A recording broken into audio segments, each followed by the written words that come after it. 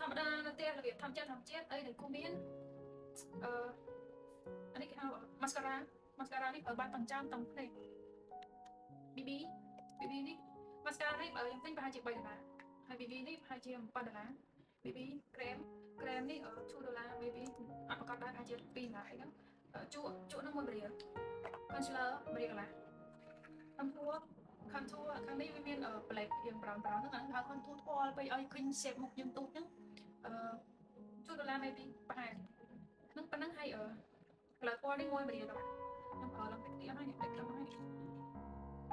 នេះប្រើវិញអត់ថប់ពេកដោយសារយើងប្រើតាមសមត្ថភាពខ្លួនឯងអញ្ចឹងយើងអ្នកសាមញ្ញដែរយើងមិននិយាយទៅដល់យើងមានសមត្ថភាពពួកយើងប្រើថ្លៃយើងមានសមត្ថភាពតិចយើងប្រើតម្លៃតាមហ្នឹងហើយអានេះ$4ហើយ make up ប៉ុណ្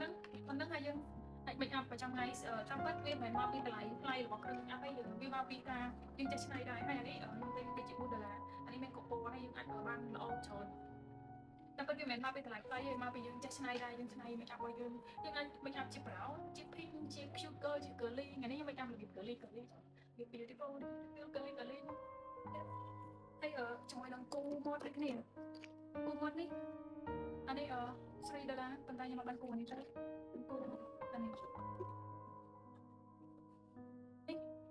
1រៀលប្រើដល់ចាស់យើងប្រើអស់ទៅយើងខួងវាចំណេញវាមានសម្រាប់គូហើយយើងគូហើយយើងប្រើយើងគូតទៅដល់នេះហើយប្រើចូលឆ្នាំអី1រៀលហ្នឹងប្រើឆ្នាំអរគុណបាយបាយ